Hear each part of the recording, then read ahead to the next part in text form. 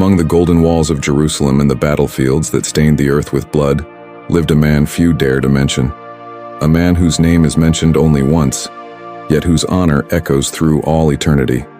He was not an Israelite by blood. He did not come from a priestly lineage. He had no inheritance among the tribes of Jacob. But he carried something that few men, even the sons of David, dared to carry to the end: unbreakable loyalty. While kings sinned in silence and prophets kept quiet out of fear, he remained faithful. Faithful to his covenant, faithful to his army, faithful even when his very loyalty was used against him. His name, Uriah the Hittite. Many know him only as Bathsheba's husband, but what if that is precisely the injustice we need to confront? What if behind Uriah's silent death lies the story of one of the most righteous men to ever walk through Israel? Why does the Bible still call Bathsheba the wife of Uriah even after she became the king's wife? What kind of justice is embedded in this seemingly subtle detail? And what does Uriah's death reveal not only about David, but about the dilemmas of power, loyalty, and betrayal? Why was such a loyal warrior delivered to death by the very one he served? What was the true weight of that letter sealed by the king, carried in the hands of the condemned man himself? And why, even though he died in silence, is Uriah's name still engraved in the lineage of the Messiah? Before we dive into this revealing journey, click subscribe and turn on notifications. That way, none of these forgotten and deeply transformative stories will be left behind. Get ready to uncover the hidden truth behind the powerful story of Uriah. Let's begin. The foreigner who swore an oath. Second book of Samuel 23:39. The son of Judea scorched the ground like a sharp blade. In the distance, the gates of Jerusalem rose sternly, surrounded by dust and prayers. A man walked. His tunic was short, marked by desert trails. Sweat mapped paths on his dark skin, and his eyes, hidden beneath arched brows, gazed at the city like someone facing a destiny that wasn't his but would become so. They called him Uriah the Hittite, a foreign name among the sons of Jacob, but he no longer sought help from the gods of Anatolia. He had already burned his father's idols and buried the language of his ancestors. In his heart, he carried another name, White Joe. And it was for him and for the anointed king that he now presented himself. The military camp had been set up on the outskirts of Jerusalem. There, among tents, weapons, and soldiers marked by war, a small circle was whispered about with respect. The 30, the most loyal, the most relentless. And Uriah knew he wasn't there by invitation, but by merit. He had taken down 3 men alone in the hills of Gilgal. He still bore open wounds and had a promise to fulfill.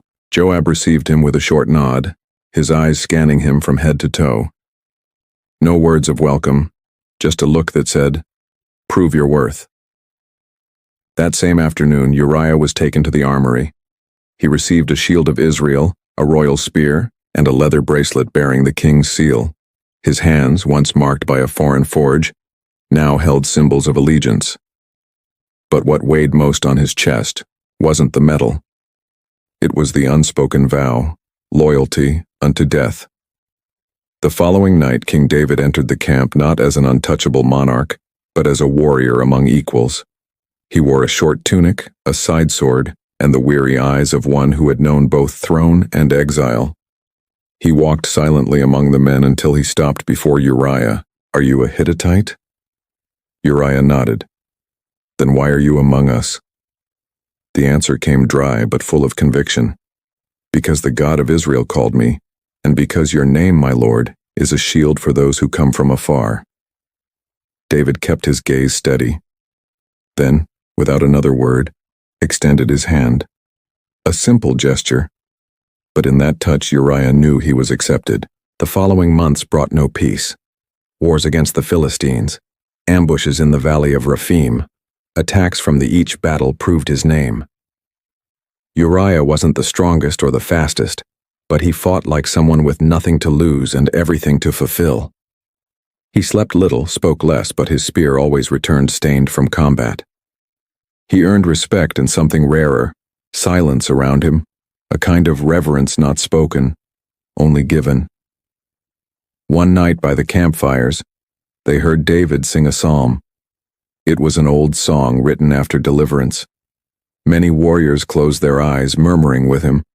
Uriah, however, only watched. The song was new to his lips, but inside something burned. It wasn't nostalgia.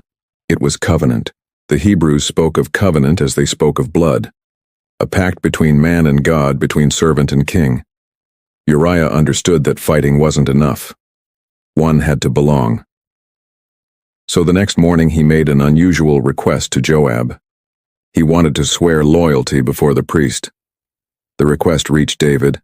The king allowed it. In the presence of Abiar before the army's portable altar, Uriah knelt. Dust clung to his knees. Sweat trickled down his neck, but his voice came out firm. I swear by the name that delivered me from idolatry. I swear by your anointing, my king, that my spear will never turn against your house, that my mouth will never speak betrayal, and that my life will be as a lamp before the Lord, even if extinguished on the battlefield. Athar laid hands on him. David remained silent. In the end, one of the 30 struck the spear's shaft 3 times against the ground, a gesture of acceptance. The foreigner was now one of us. That night, Uriah did not sleep among the warriors. He sat on the highest hill nearby, watching the lights of Jerusalem in the distance. The city wasn't his by birth, but it was by destiny, and he had chosen to serve, even knowing that loyalty for a foreigner is never enough. In the field, swords were being sharpened. In Jerusalem, a throne was being illuminated. And in the heavens, a story was beginning with footsteps no one would hear, and blood few would honor. But Uriah did not seek to be remembered. He only wanted to be faithful, and that for some was already too dangerous. Before serving the king of Israel, Uriah learned to wage war in silence. Long before setting foot in Jerusalem, his feet knew the weight of borders. He was a Hittite, son of a people feared for their harshness and despised for their idolatry. He grew up hearing that the Hebrews were impure traitors of the old gods, threats to the mountain covenant. But Uriah saw something else. Where his people saw enemies, he saw justice, and where they raised idols, he heard echoes of something higher, purer, stronger. His father had been a blacksmith, forging blades for northern Anatolian clans. The house was dark, smelled of coal, and the days were etched by the sound of the hammer. Uriah, still a boy, cleaned the anvils, pumped the bellows, and saw the fire's glow reflected in his father's pupils. But he didn't want to make swords. He wanted to wield them. At 12, he fled south with a group of Armenian merchants. He crossed dusty plains, slept among barrels and jars, and reached the region of Gath, where Philistine soldiers trained foreigners as squires. There, for the first time, he learned to obey a war order. He couldn't read, but he already recognized the sound of an arrow being loosed. His body was light, his muscles still frail, but his eyes, always alert, revealed a rare kind of focus, that of someone who doesn't seek glory, but survival. Years later, as tensions between Philistines and Israelites grew, the refugee camps became recruitment grounds. Many who served for coins began to be hunted as spies, and Uriah, being a Hittite and walking between both sides, was captured by Saul's men. He was to be executed, just another nameless foreigner, until something interrupted the sentence. The arrival of a new commander, Joab. He was not yet a general, but the firmness in his voice silenced soldiers. He heard about the young foreigner and, instead of ordering his death, chose to test him.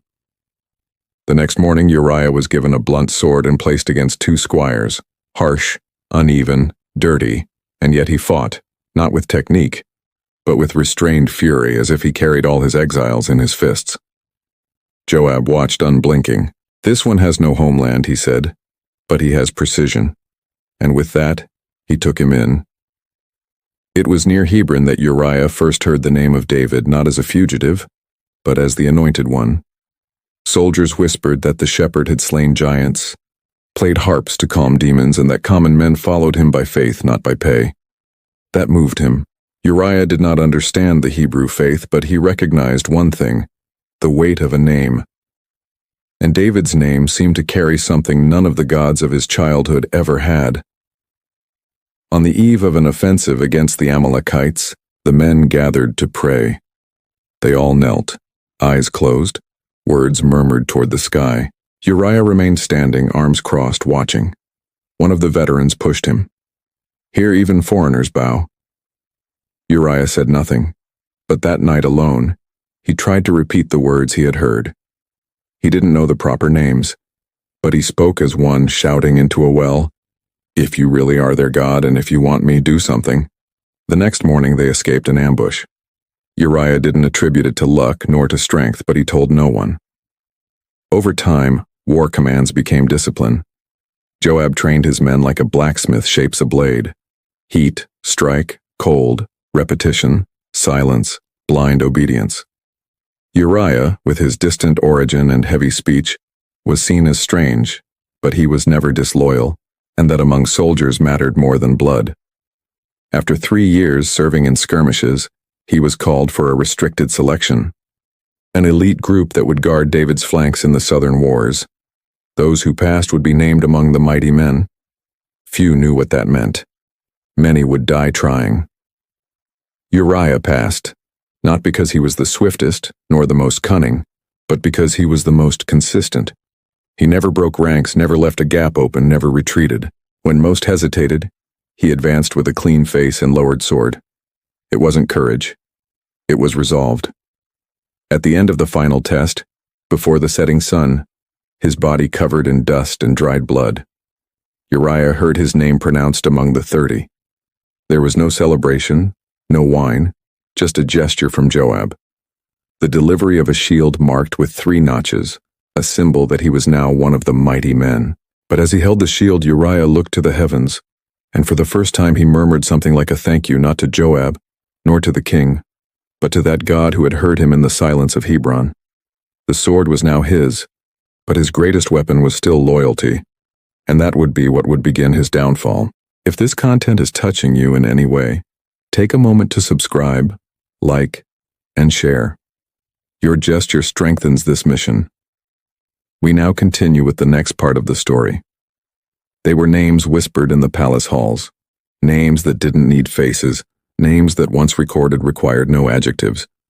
Josh, Bashabath, Eleazar, Shammah, and at the end of the list, as if the ink had hesitated on the parchment, Uriah the Hittite. He was the last, but he was there. After the ceremony that placed him among the 30, Uriah returned to the field. There was no public honor, no new cloak, no title for his house. David's mighty men bore no insignias, they bore scars, and among them, blood spoke louder than any psalm. Uriah learned quickly. No matter how just the sword, it didn't erase one's origin. Among the warriors, he was respected. Among the officers, he was tolerated. But among the scribes, he was forgotten. Silence followed him like a shadow. When David went to battle, the 30 led the way. They crossed valleys, laid siege to walls, faced giants. Once one of the men was wounded in an ambush in the forest of Ephraim. While others hesitated, Uriah crossed the field alone and rescued him under a rain of arrows. The wound wasn't fatal, but the gesture remained. Even Joab, with his harsh temperament, murmured, "There is nobility in those who came from afar, but nobility wasn't in titles. It was in silences." But the 30's routine was not of celebrations, but of vigilance. They slept poorly, ate little, spoke even less. At night, many remembered their wives, children, the flocks left behind. Uriah didn't. He had only one woman, Bathsheba, and even she seemed to live more behind veils than in words. Their meetings were brief, their gestures restrained. He treated her with reverence, almost as if she too were part of the covenant with the God he now served. Once returning from a campaign, Uriah found Jerusalem in celebration. The king had defeated the Philistines at Baal-perazim. There were dances, banquets, scrolls of songs, but no seat was reserved for the 30. They were the ones who won without applause. While everyone celebrated, they were already marching. Still, something was growing. A dense respect. The lower-ranking soldiers called him Fire Eye for his constant vigilance. And when discipline was mentioned, his name came up, not for shouting orders, but for following them even when no one was watching. That was how David began to notice him. Between campaigns, the king would visit the mighty men's camp, not as a ruler, but as a former fugitive who knew the smell of sweaty leather, a hastily sheathed sword, the fear hidden in the eyes. And among all the weathered faces there was one that unsettled him, Uriah's, not because he was the most eloquent, he barely spoke. Not because he was the most devout, his prayers were silent, but because he was the most consistent. David knew how to distinguish loyalty from subservience, and in Uriah he saw something that reflected him, conviction, but he also saw risk. Because men like him, when betrayed, didn't fall with shouts. They simply fell and left an echo. In the autumn of that year, a new list began circulating among the palace scribes, the list of heroes. It was tradition for the names of the 30 to be written in sacred scrolls for the memory of future generations. A scribe hesitated upon finding Uriah the Hittite at the end of the list. Should I really include him? The other replied without looking up. He's in the commander's register. If Joab acknowledged him, who are we? But the ink trembled, not from doubt of his merit, but from discomfort with the name. Even among the righteous, being a foreigner was still a barrier. His name needed an explanation, a side note, a reminder that he wasn't one of us but served well. One night during a vigil, one of the 30 approached Uriah. It was Asahel, Joab's brother. He sat beside him unhurried. You speak little, but I see you hear everything. Uriah said nothing. Asahel pressed on. Why do you stay among us? What are you looking for, Hittite? The reply came without anger, only with weight. I'm not looking. I remain. Asahel smiled and said nothing more. That night, no more words were spoken, only the sound of wind beating against the shields like an unwritten hymn. The vigil continued.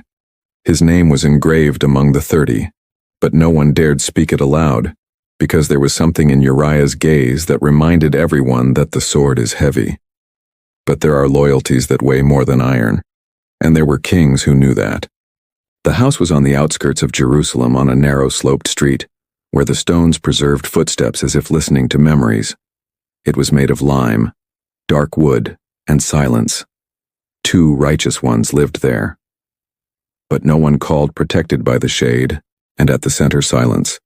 Bathsheba was beautiful but not vain, steady in her gaze yet gentle in her words. She came from a lineage that knew the law, and therefore knew that not every foreigner was cursed. Some, when they bowed before YWH, became more faithful than those born of Abraham's blood. With Uriah, she did not smile much, not from lack of affection, but out of deep respect.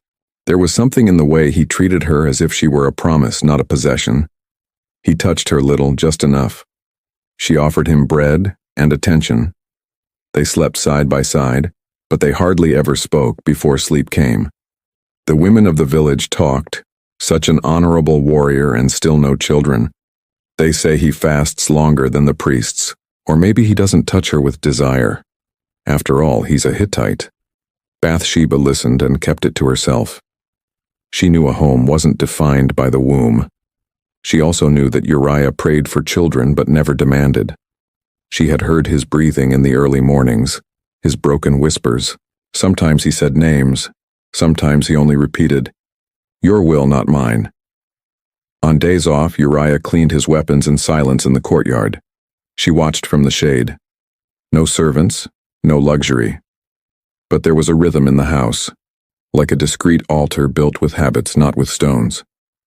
When the soldiers came for him, they didn't shout. They called with reverence. And when he left, he always placed the same gesture on the table, a piece of cord braided in 3 strands. It was a reminder, the bond, the faith, and the mission. Bathsheba never asked where that custom came from, but she always wore it on her wrist until he returned. During the years of peace, the house grew quieter. The wars ceased for a while, and Uriah spent more nights at home, but the absence of children began to weigh, not as blame, but as an unanswered question. He never blamed her, never murmured. But sometimes at night he would go outside without a word, sit at the entrance of the house and look at the sky as if asking for an explanation, without expecting an answer. An older neighbor once said to Bathsheba, "There are silences worth more than sacrifices, and that man of yours, he offers one every day." She said nothing. She only pressed the loom more tightly. In that house, faith was not spoken. It was endured. Once a month, Uriah would go up to the temple with the other elite warriors. He didn't bring grand offerings, just wheat and water. When the priest saw his face, he would hesitate for a moment, then accept he was a convert. But conversion never erased the past for men, only for God. Upon returning, he would place a small piece of bread on the threshold stone of the house. It was his way of saying his favor brought us this far. Over time, the neighbors stopped commenting. The absence of children became customary, and the silence a language. But there was one night when Bathsheba cried. It was after hearing a song sung by the women in the market. It spoke of Sarah, of Hannah, of Rachel, barren women who conceived by faith. That night, she lay down before her husband, covered herself with the cloak up to her neck, and waited. Uriah came in, placed his sword against the wall, and lay beside her. Warm body, steady breath. But before closing his eyes, he reached out and lightly touched her shoulder. "Do you still believe?" he murmured. She didn't answer, but she didn't pull his hand away. The next morning, the house was once again what it had always been, discreet, clean, steady. Uriah left before sunrise, and Bathsheba stood at the threshold with the 3-strand cord on her wrist. The absence of children had never been a burden between them, but now it was starting to become a shadow, not because of what was missing, but because of what unknowingly was approaching. And what was approaching did not come from God. It was spring, the time when kings usually went off to war. The birds returned to the olive tree canopies. Merchants reopened the roads, and the armies at last marched. No plague, no cold. It was the exact time. The time when the earth gave way to blood. Joab gathered the captains at dawn. The banners were raised, orders were distributed. David, however, would not go this time for the first time. "The king will remain in Jerusalem," Joab said without further comment. No one questioned it. When the anointed one stayed, the men fought with greater zeal. But Uriah hesitated for a moment. He looked at the distant walls, bathed in the golden light of morning, and something inside him tightened like wet leather against the skin. It wasn't fear. It was a premonition. Bathsheba helped him put on his tunic, fastened the belt, tied the leather cord on his right sandal, and rubbed oil on his forearm where an old scar would split open when he raised the spear. "How long this time?" she asked. "Depends on rubber. The Ammonites don't surrender easily." She nodded, but did not smile. Uriah placed the 3-strand bracelet on the table. "Take care of it as if it were a flame." She stored it without a word. As he left, he paused for a moment at the doorway, looked at the house, looked at the woman, then turned and walked away. He didn't look back, not once. The war camp was set up halfway to the Jordan. The sun scorched.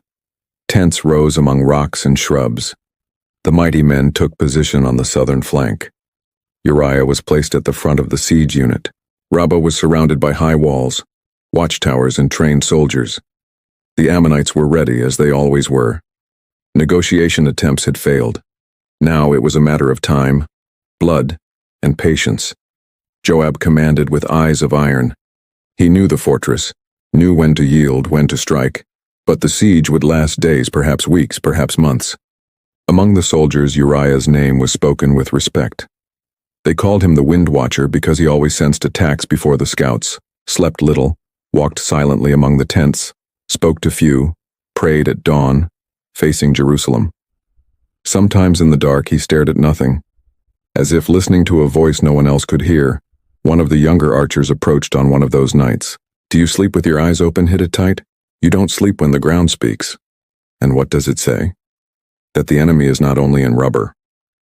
The young man laughed, but Uriah didn't smile. The king's letter arrived days later. It was delivered sealed directly to Joab. Said them that the marriage between Uriah and Bathsheba wasn't a celebration. It was a pact of honor like many in those days. Her family, descendants of Eliam, a respected man among the warriors, saw in Uriah not just a soldier, but a sincere convert. The elders permitted it. The neighbors found it strange, and the scribes avoided recording the details. Still, the home was built, simple, without adornments. A jar by the entrance, a loom leaning against the wall, a straw mattress in the far corner. The general read. He frowned.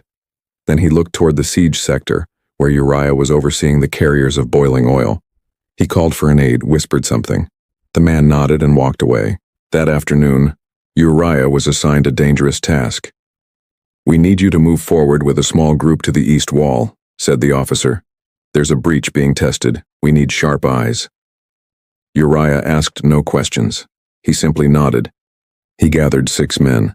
They all knew that part of the wall was watched by archers, but no one refused. The mission wasn't suicidal, but it was surgical. As they prepared the ropes, one of the men murmured, "Shouldn't David be with us?" Uriah answered without anger, "The king fights as he must. We fight as we are called." No one replied. As night fell, the small group advanced. They moved through the shadows, protected by shields and silence. But the Ammonites were waiting. Arrows sliced the air. A spear was thrown from above. 2 men fell instantly. A third screamed, but was silenced by a stone hurled from the tower. Uriah remained standing. He guarded the flank. He shouted to the last survivor, "Retreat!" But the young man hesitated. He was hit in the shoulder. Uriah pulled him with his blooded forearm and threw him behind the shield cover. An arrow streaked across the sky, and then silence. A stone, large, sudden, launched from the top of the wall, fell like judgment. Uriah had no time to dodge. The next morning, Joab received the report. He read in silence. Then he wrote back to Jerusalem, "We suffered losses by the wall. Uriah the Hittite is among the dead." He handed over the letter, took a deep breath, and returned to command. The news had not yet reached the city. In the silent house in Jerusalem, Bathsheba watered the pot by the window. On her wrist, the braided cord still remained. She did not know that the war against rubber was just a disguise, because the real war was happening in the palace shadows. The sun had barely broken over the camp when Uriah was summoned to the command tent. Joab received him with a stern look and few words. A messenger stood nearby with a saddled horse and a small bag of provisions. Uriah wasn't surprised. Trusted soldiers were often sent to Jerusalem with war reports, but there was something in the tone of the order and in the way Joab avoided his eyes that hurt more than the silence. "You will take this letter to the king by hand. Do not entrust it to anyone. Do not delay on the way." Uriah nodded. He did not open the letter. He didn't want to know. This was a mission, not curiosity. He mounted still with the dust of night on his shoulders. He did not say goodbye. He departed with the same steadfastness as always, eyes ahead, body ready, soul in silence. The road to Jerusalem was arid, marked by loose stones and winds that whispered stories no one else remembered. Uriah crossed it unhurriedly. The letter was fastened to his belt close to his chest. Sweat dampened it, but he never touched it, not once. It was like carrying a secret without knowing it. Like bearing fate without knowing it was written. He arrived in the city at dusk. The gate was opened by guards who recognized him from afar. One of the men greeted him with respect. "The king's brave warrior has returned." Uriah did not reply. He simply dismounted and asked for water. He walked straight to the palace, handed the sealed letter to the guard officers, and waited. It didn't take long before he was called. The palace columns cast long shadows across the stone floor. David stood before a small retinue of scribes and counselors, but dismissed them all with a discreet gesture. Only the 2 of them remained. The king stared at him for a long moment. Uriah stood firm. His clothes still bore the dust of the siege. His eyes were marked by sleepless nights. He was the image of what David no longer was. Presence on the field, blood on his fingers, loyalty without calculation. "How is Joab? How is the army?" asked the king unhurried. Uriah replied with precision. The siege was advancing, The losses were controlled, the Ammonites resisted, but the terrain was favorable. No emotion, just truth. The king nodded, walked silently around the room, scratched his chin, and finally said, "Go to your house, Uriah. Wash your feet. Rest. Sleep with your wife. You've done much. You deserve rest." Uriah bowed his head slightly in reverence, but he didn't move. David watched him as if expecting something, and then he understood. When Uriah left the palace, he did not head home.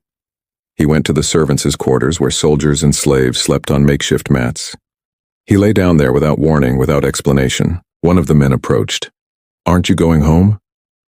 "The ark is in tents. Joab and my lord's men are in open fields. Would I eat, drink, and lie with my wife? By your life, I will not do such a thing."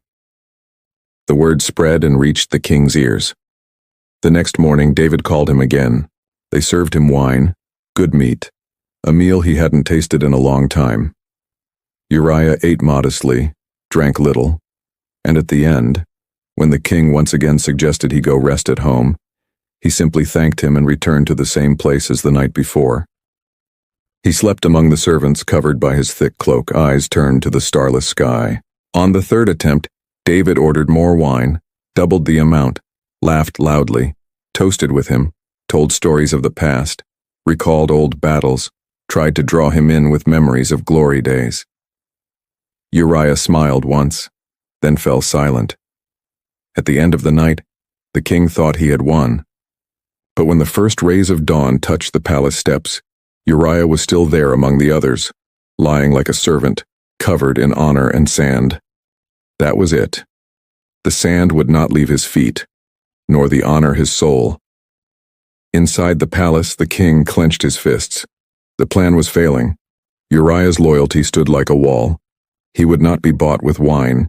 He would not bend to suggestion. He would not yield to comfort. And with that, he became dangerous because his integrity was a mirror, and too many mirrors disturb those who hide. On the morning of the fourth day, Uriah was called again. He received a new letter. Unknowingly, he now carried not just words.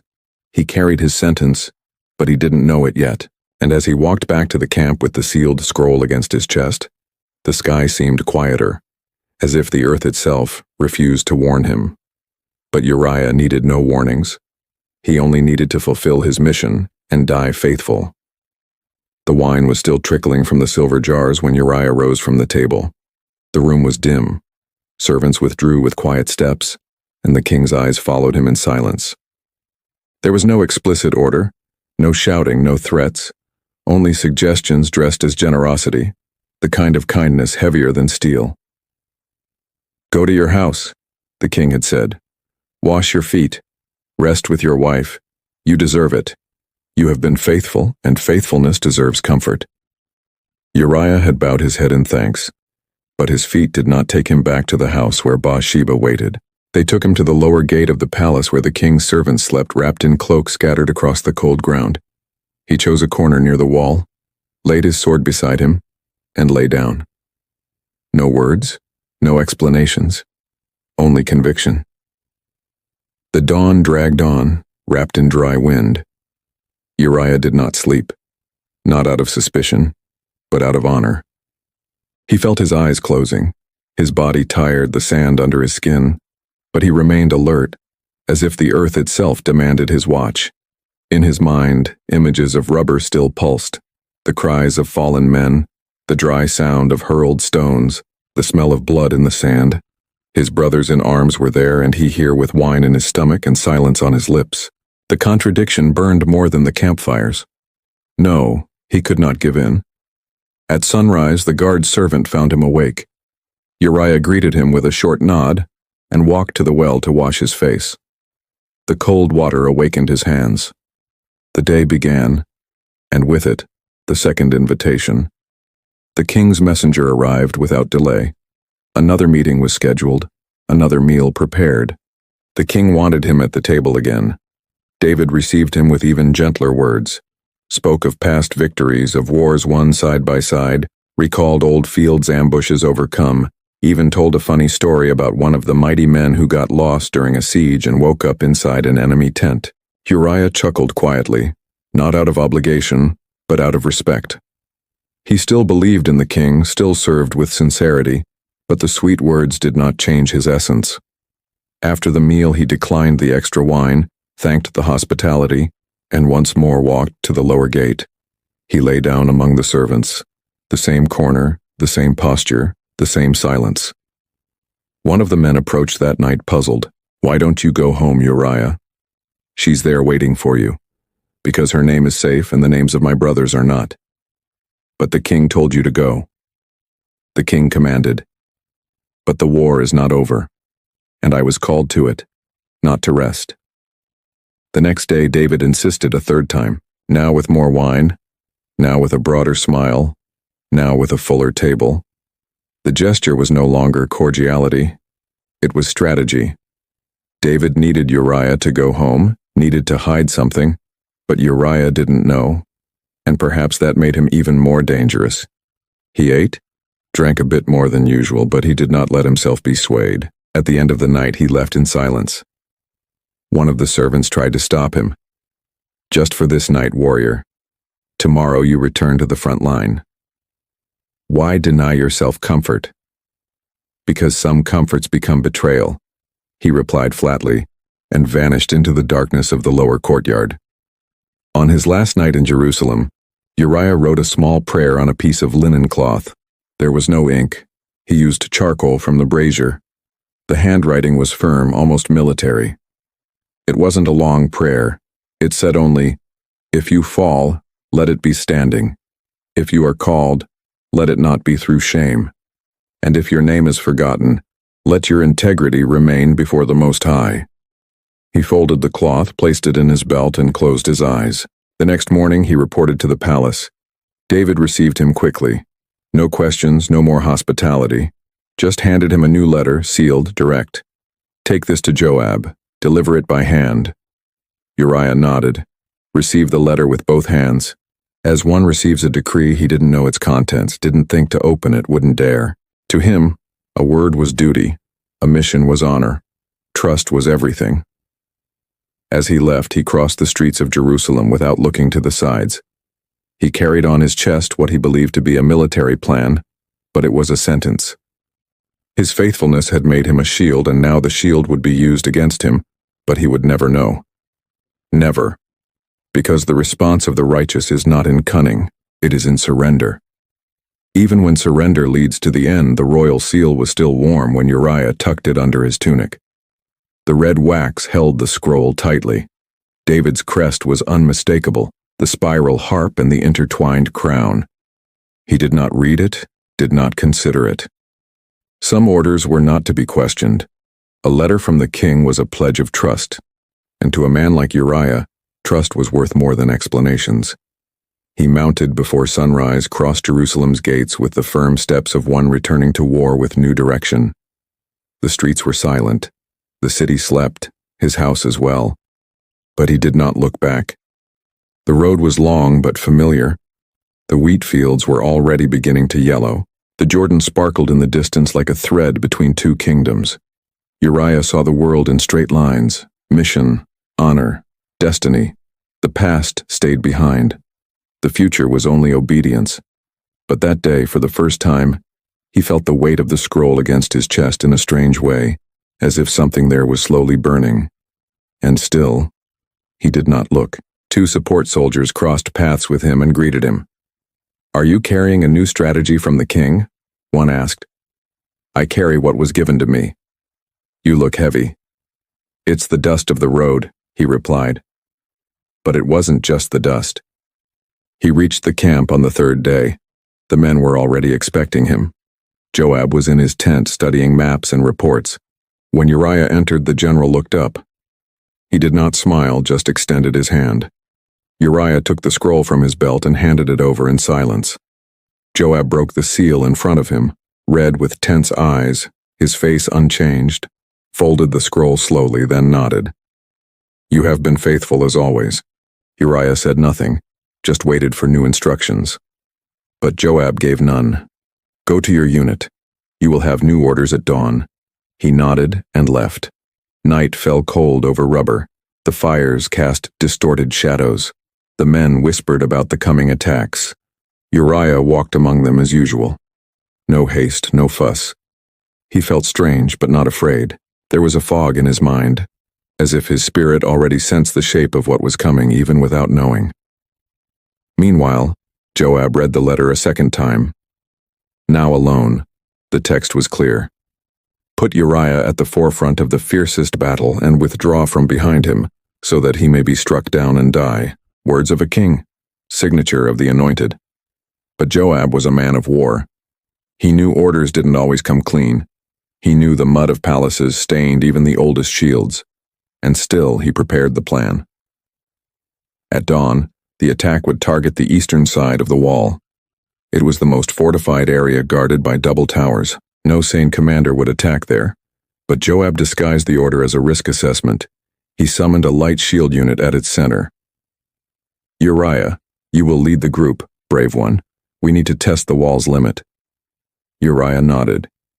He didn't ask. He didn't hesitate. He organized the men with precision, reviewed weapons, instructions, formations. It was as always, but something deep down was breaking. The letter was still in hand. Not his, but heaven's. In the tent, a young soldier asked Joab, "Why send the Hittite to the front?" "He's one of us," the general replied curtly. "He obeys without fail. But what if he obeys? That's enough." On the way to the line, Uriah closed his eyes between steps. He murmured softly. He didn't pray for deliverance. He didn't seek glory. He only said, "May my spear not break before I do. May my fall not stain my brothers. And if the end comes, let it be clean." His feet touched the sand of the front line. Screams rose from the top of the wall. Arrows ready, boiling oil in jars. The Ammonite's eyes gleamed with blood. But Uriah did not waver. Joab gave the signal. The march began. Quick advance. Shields raised. One step after another. Screams, spears, dust. And then the silence before impact. The tower spat fire. A stone shattered shields. A dart sliced through the air with the sound of steel cutting wind. Uriah swung his arm, shielded a comrade's flank, shouted for retreat. But no one replied. The group began to scatter. Men were falling. Orders never came. He understood he was alone. They had pulled back. As the letter commanded, as the seal decreed, Uriah stayed. Fought until the weight came. Not of stone, but of betrayal. One arrow, then another. His body fell slowly, without sound, without glory. The sand received him like a womb, eyes still open, without knowing, without understanding, but faithful to the end. Hours later, Joab wrote a new letter. Informed the king the attack failed. There were losses. Uriah is dead. He folded the scroll, sealed it, handed it to the messenger, then walked to the edge of the field. Uriah's body had already been retrieved. There was no ceremony, no song, just a shallow grave, a stone on top, a name in silence, and the letter that killed him was never opened again. The wall of rubber rose like a sleeping beast, tall, rough, dense, always shrouded in shadows, even at midday. From within, sounds of preparation, shields clashing, stones being stacked, cauldrons boiling. It was the mouth of the Ammonite city. And Joab had chosen that place to throw Uriah, not for strategy but for fulfillment. The line was drawn right after the king's reply arrived. There would be an advance on the exposed flank, but Uriah and his group were to go straight to the most hostile point, the base of the eastern wall. No unit had lasted more than 20 minutes there, but the order was given, and Joab was not a man to hesitate. In the tent, some officers debated the logic of the move. "It's a waste of men," said one. "It's a death sentence," muttered another. Joab silenced them all with a single look. There's no such thing as a clean war, and whoever doubts the order doubts the command. Uriah wasn't present. He was sharpening the tip of his spear seated on a stone near the shield logs. The sound of scraping metal was constant, his mind clear. His body already sensed something was off, but his soul remained whole. He didn't seek to know. He sought to obey. In the afternoon, he was called to align his formation. He chose experienced men, the same who had stood with him in the last ambush. He didn't speak of risk, nor of death, only of advancement. One of the mighty men approached and said quietly, "You know this position has no return." Uriah didn't reply, tightened his belt, adjusted his shield on his back, and said, "Then let us fight as if return is not needed." At night, tension spread like fog. Men wrote notes to their wives. Some washed their feet with cheap wine. Others sharpened swords with closed eyes. The younger ones trembled. Uriah walked among them like a shadow, touched shoulders, nodded silently. It wasn't a speech that guided the men. It was his presence. Midnight came. Joab passed between the lines and inspected the assigned group. When he looked at Uriah, he hesitated for a second. The Hittite stood firm and simply said, "May the Lord be with you." Joab did not reply. He only turned his face. The advance was quick. No sound was made beyond the dragging of feet on sand. Shields in front, spears in line. The wall approached like a silent beast, but the Ammonites were awake and waiting. The first arrow flew before the men were 20 paces away. It struck a shield-bearer's flank. The scream was muffled. Then came more. A storm, a wall of darts and fire, but no one retreated. Uriah shouted to keep formation. The front line bent. 2 fell. 1 was dragged back, but they pushed on. They reached the wall's base. Shields were raised as a roof. Spears pointed upward. The Ammonites hurled stones, hot oil, shards of iron. Uriah raised his voice between impacts. "Hold." Advance 2 more steps. "Hold." A rock hit his left shoulder. He didn't yield. Pushed another warrior away from an opening. Continued. From above, Joab watched. The command tent was silent. The aides looked on from afar. No shout was given. No reinforcement ordered. It was to last as long as needed. Then stop. At the foot of the wall, Uriah still stood, his shield scorched, his arm cut. Sweat and blood mixed on his face. 1 man fell beside him. Another began to fall back. He grabbed the young man's shoulder and said, "Not for me, but for those behind us." The man nodded, even afraid, stayed. But the moment came. A larger dart fired with precision pierced Uriah's exposed side. He staggered, tried to stay up, took 2 steps forward as if his body resisted its own fall. Then he dropped to his knees. The spear slipped. His eyes searched the sky, and finally he fell without sound, without fanfare, just earth and honor. The men around him retreated. That was the order. The attack ceased. The curtain of night returned to cover rubber. The Ammonites didn't pursue. They knew that man would not return. At the camp, the news spread in minutes. One of the mighty men muttered through clenched teeth, "It wasn't the wall that killed Uriah. It was the silence." Another replied, "No, it was obedience." Joab wrote the letter immediately, short, cold, calculated. "Uriah the Hittite is dead." Sealed it, gave it to the messenger, returned to the maps, but took longer than usual to adjust the next offensive position, and the wall remained standing as if mocking those who fall inside long before the arrow strikes. The body of Uriah lay among stones and dust. His right hand still held part of the spear. The other, open, touched the ground as if bidding farewell to a world that had never belonged to him. His eyes, half closed, faced the sky. There was a serene rigidity on his face. Neither pain nor astonishment, only an end, as if he had known, as if he carried to his last breath the weight of unrewarded loyalty. The rear guard soldiers approached cautiously. One of them, younger, tried to cover the fallen warrior's face with a piece of cloth. Another held his war ring, a buckle engraved with the unit's symbol. Joab watched them from afar, cold eyes, held breath.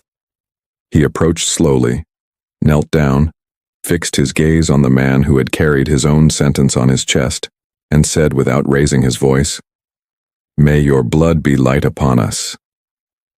But it wasn't. It was dense, like molten iron on the conscience. There was no ceremony, no official mourning, only the transport to the edge of the camp. The grave was dug without haste.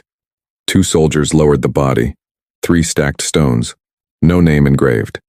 Only those who had been there would know who slept beneath that dry mound, and perhaps not even they wanted to remember. Joab returned to his tent, washed his hands, wrote the letter with precision. Your servant Uriah is dead. The enemy grew stronger at that section of the wall. The position was held. He folded the scroll, sealed it, called a messenger. Deliver it directly to the king, nothing beyond the letter, no comments. The young man ran. He carried not only a war report, but the closure of a chapter that should never have begun. In Jerusalem, the king waited. He paced back and forth in the inner hall. The servants kept their distance. The previous night had been long. His eyes were red, but not from weeping, from expectation, from the wait for a resolution that did not involve confrontation. The letter arrived at noon. It was delivered by an unarmored messenger. David broke the seal before even sitting, read quickly. Then again there was no emotion in the text, only the essential information. Uriah was dead. The king said nothing, did not lift his hands, did not sigh. He simply closed his eyes, folded the letter, tucked it into the folds of his tunic, called a servant. Bring wine and leave me alone.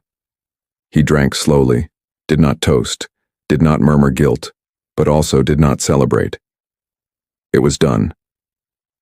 The sand had done its part. Silence had triumphed over integrity, and for a while everything would seem normal.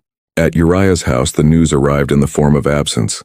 The sound of the street, the footsteps that never came, the neighbors' glances. Bathsheba remained seated at the door for 2 days. On the third, an official delegation knocked at the gate. The captain of the royal guard delivered the news. Few words, no detail, only the end. She didn't cry. Not immediately. She simply took the braided cord left on the table and wrapped it around her wrists 3 times. Then she went inside, closed the door, sat in the corner where Uriah cleaned his spear. She stayed there until night fell. The neighbors tried to console her. Some left food, others recited passages from the Psalms. One brought fresh water, but no one dared speak his name aloud. It was as if the name now hurt the ears, as if Uriah's blood was too thick to be touched even by words. Silence ruled the house, the same silence that had defined it in life. Now it became mourning, not the mourning of those who weep publicly, but that of those who bury more than a body. They bury the covenant, justice, belonging. The Midrash would later say, Uriah was a man who did not back down before iniquity, nor bow to deceit. Therefore his name was not erased from the memory of the Eternal. But at that moment no one remembered, only a woman, seated in the dimness of an empty house, with her eyes fixed on the door that would never open again. At the palace, David returned to his routines, the audiences, the scrolls, the songs. Uriah's name was not spoken in the halls, no tribute, no epitaph.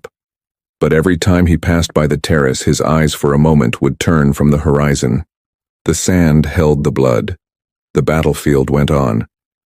The war was not yet over, but one death had already conquered the truth, and the house where honor once lived now heard only the echo of its absent steps. Each like, each share, and each new subscription here is like a seed that spreads this message further. If you haven't yet, join us now, and now we return to the journey. Mourning did not come with screams, nor with torn garments. There were no processions through the streets of Jerusalem. No psalmist was called to sing songs of lament. Bathsheba received the news and remained still. Her eyes did not close. Her breathing did not change. Only her hands tightened around the braided cord Uriah had left her. 3 loops. The knot of a man who always preferred silence over explanations. She understood. At that moment, absence spoke louder than any messenger. The people whispered. They said the brave Hittite had died in battle near the wall of rubber, that it was a strategic loss, that Joab had mourned, that the king had sent provisions to his widow, but none of them knew the weight of the sword that did not return. None of them knew that behind the simple news, there was something more, a wound with no visible blood, an invisible thread severed. Bathsheba covered her hair, sat on the stone floor, and there she stayed. She did not recite laments in public, but she whispered in a low voice alone, words she would never dare say before others. Her womb had yet to reveal what it carried, but her heart was already bleeding in secret. The neighborhood women came and went. Some brought bread, others perfumed oil. One tried to comfort her by saying, "The Lord gives and the Lord takes away." But Bathsheba did not reply, nor did she lift her eyes. What she felt was not anger. It was something deeper, like a crack that begins in the soul and reaches the bones. During the days of mourning she did not light lamps, did not lie on the mat, slept sitting, feet together, head resting on her shoulder. When she dreamed, it was not of Uriah returning. It was of the moment he left without looking back. That gesture haunted her as if he knew there would be no return, as if the mission were a hidden farewell. On the 7th day she rose, washed her feet, tied her hair, dressed in the gray tunic she wore for fasts, and sat at the door. Mourning for everyone was over, but for her it was the beginning of another death, that of the name. The next morning a royal messenger arrived at the house. He did not speak with authority, but with a proposal disguised as honor, disguised as comfort. "The king calls for you," he said. "The palace will open its doors. He will care for you as if that were reparation." Bathsheba hesitated, looked around. The simple walls, the space where he sharpened his spear, the small slab where he sat at dusk. She knew that if she stayed, Uriah's name would be forgotten. If she entered the palace, perhaps it would be preserved, but as a shadow, as a footnote in the scroll of kings. She stood up, took only a linen cloth and the braided cord, closed the door slowly, did not lock it, because houses like that don't need to be locked. They are not invaded, they are erased. Upon arriving at the palace, she was received by court women. They anointed her hair with oil, changed her clothes. One of them tried to smile. Another said, "Now you have a place of honor." But Bathsheba knew it wasn't honor. It was absorption. The palace didn't welcome. It consumed. David received her in the inner courtyard. He did not apologize. He did not cry. He simply said, "You shall be a king's wife. Your child will live among princes." But she did not look at him. She looked at the ground as if she still saw the footsteps Uriah never left behind. Night fell without songs. The marriage was sealed without ceremony. Uriah's wife was now the king's wife. Mourning buried under promises, and the city fell silent. But the heavens did not, and the blood in the sand had not yet been washed away. The palace smelled of incense and power. The walls adorned with Phoenician tapestries reflected the glow of the oil lamps. There was peace on the borders. There was wine on the tables, but something in the air was heavy, something unsaid, something unresolved. And into that space between the king's silence and the throne's justice entered the prophet. Nathan was a man of few words and eyes that pierced through speeches. He did not come with threats. He came with truths wrapped in images. Upon being announced, David received him with the courtesy reserved for men of God, but deep down there was unease. The prophet never came in times of peace without something hidden beneath his cloak. "Majesty," Nathan began firmly, "there were 2 men in a city. One was rich with many flocks. The other was poor, owning only a single lamb. He had raised it with care. It slept with him, ate from his plate. It was like a daughter. One day the rich man received a visitor, but instead of taking one of his many sheep, he took the poor man's lamb. He killed it and served it to the stranger." The room fell silent. David frowned, clenched his fists. The parable had been delivered gently, but its impact was like a blade. The king stood. "That man deserves to die," he declared vehemently. "He will repay 4-fold for what he did, for he had no compassion." The prophet did not move, his eyes locked onto David's. And then the sentence came, "You are that man." The echo of those words passed through the hall like a silent thunder. David did not respond, did not blink. He stood still as if something inside him had been exposed to all, even though the room was empty. Nathan continued, "Thus says the Lord, I anointed you king over Israel. I delivered you from the hands of Saul. I gave you your master's house. I placed the kingdom in your hands. And if that had been too little, I would have given you more. Why then did you despise the word of the Lord? You killed Uriah the Hittite with the sword of the Ammonites. You took his wife as your own, and now the sword will never depart from your house." David fell to his knees. The prophet's words weighed like stones in his mouth. There was no excuse, no justification. He had tried to cover the blood with silence, but the voice of a silent righteous man had risen to heaven and had been heard. Uriah, who never demanded anything, who never complained, who never even knew of the betrayal. Now he was remembered at the heart of the condemnation. The king covered his face. The color drained from his lips. He only murmured, "I have sinned against the Lord."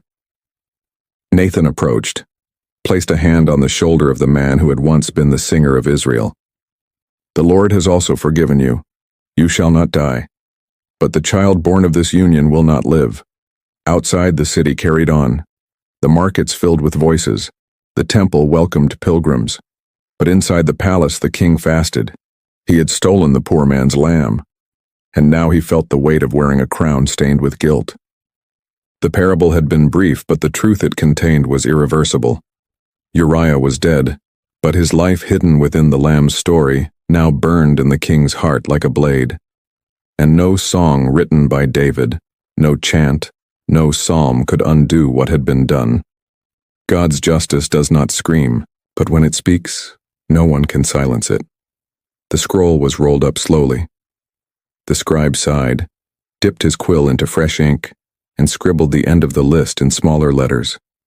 It was the official record of the fallen in the war against Rabbah. Men who had served, who had fallen, who were meant to be remembered, but one name was not among the first, nor among the honored. It was at the end, tiny, almost imperceptible. Uriah the Hittite. In the palace halls, few spoke of him. His memory was uncomfortable. It carried weight. His name did not fit the narrative of victory. It was a dissonant note, so it began to disappear. First from the songs. The Levites who composed war psalms no longer mentioned him. Then from the reports. Then from the speeches.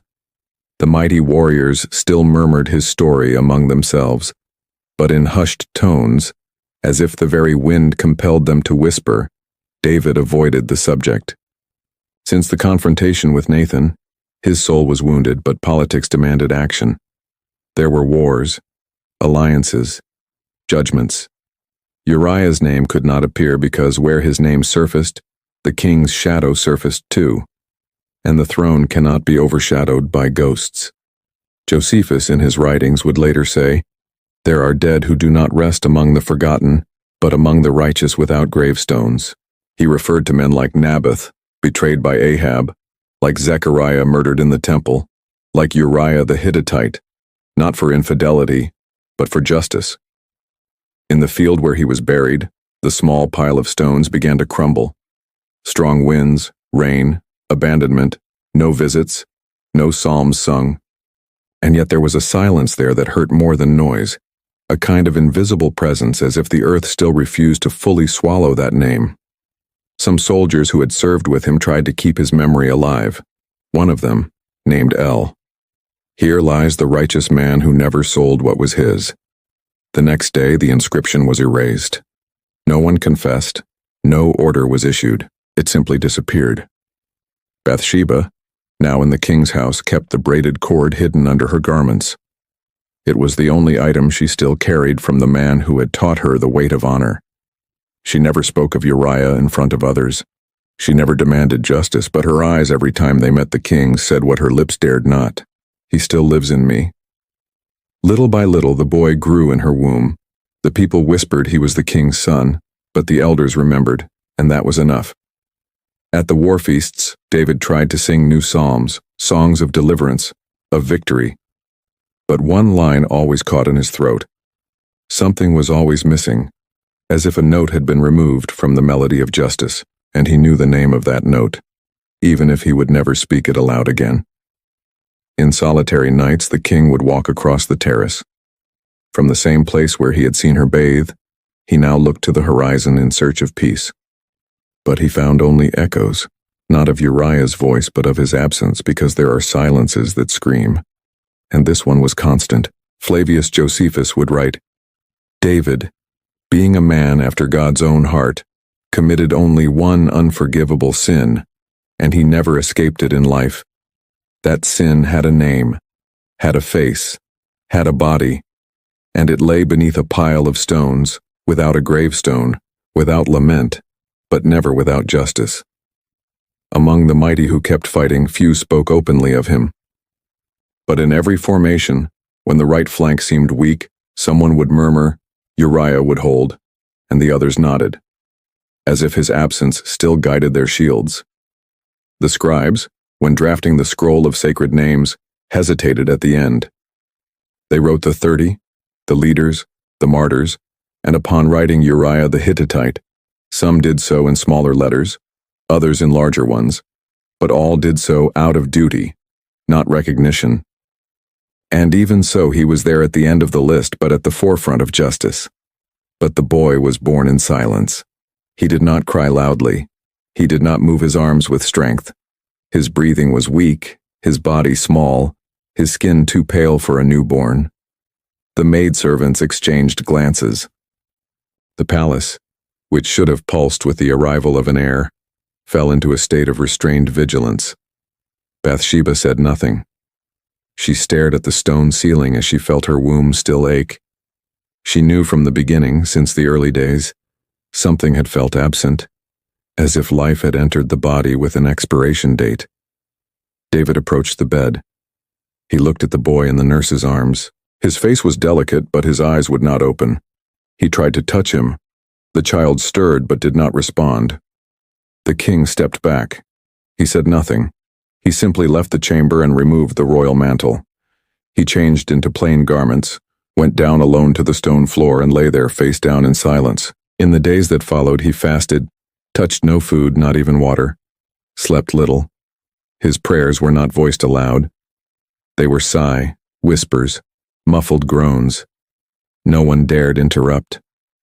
The counselors approached, tried to persuade him to eat. He refused, tried to bring him back to the royal chamber. He remained lying there, forehead against the stone, eyes fixed on nothing, his body beginning to yield to exhaustion. Meanwhile, Bathsheba spoke little. She stayed by the child, touched his forehead with a damp cloth. She did not sing, did not rock him, just waited. She knew there was a sentence over that small body, an invisible weight, not of the child, but of sin, an ancient shadow, a spilled blood that still cried out. The servants murmured through the corridors. Some said the king's son was paying for the father's sin. Others said the Lord had not been pleased with the union. But the elders, the wisest, knew the name no longer spoken. Uriah, the man who died without a voice, and now, even in death, spoke through the absence of life in the air, who would not live. On the 7th day the boy stopped breathing. The nurse covered his face with a white cloth. The maidservants withdrew. The night guards exchanged glances. The lament which should have come with drums did not come. Only the weight, the same weight of a forgotten name, the same silence of a justice that needs no witnesses. The counselors hesitated to tell David. They whispered among themselves, "If while the child was alive he fasted and lay on the ground, what will he do now that he is dead?" But he noticed, saw their faces, read the silence. He rose slowly, walked to them, and asked, "Is the child dead?"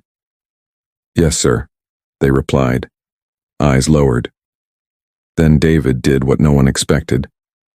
He removed the torn garments, washed his face, anointed his head, dressed in new clothes, and went up to the temple. There he bowed, then returned to the palace, asked for bread, ate. Bathsheba watched from the doorway, eyes red. He did not look at her nor at anyone. He simply said, "While the child lived, I fasted and wept. For who knows if the Lord would be gracious, but now he is gone. Why should I fast? Can I bring him back again? I shall go to him, but he shall not return to me." The response was not coldness. It was acceptance, but also it was the weight of guilt that fasting cannot wash away. The king had been forgiven, but the echo of what was done would not fade. The death of the child was not just mourning. It was an answer, a judgment without thunder, a punishment that came in the form of silence. In the following days, David returned to his duties. The palace resumed its rhythm. The psalms were sung again, but the missing note still echoed because the child who did not live was more than just a child. He was the reminder of a mistake that began with a glance, continued with a touch, and ended with a letter sealed in blood. And Uriah, even in death, remained among them. Not with shouts, not with accusations, but with the weight of a life unfulfilled. With blood that mixed with the sand still stained the invisible steps of the throne. Some names need no monuments, no inscriptions in stone, no public songs. They live not through visible remembrance, but through the discomfort they cause in silence. The Talmud teaches, "The righteous who suffer and die unjustly sit before the Holy One, blessed be he, and cry out day and night, not for revenge, but for justice." Naboth, the Israelite who lost his vineyard for resisting a corrupt king, is the most cited among them. A simple man, powerless, killed by lies, a martyr of the land he refused to sell, but he is not alone.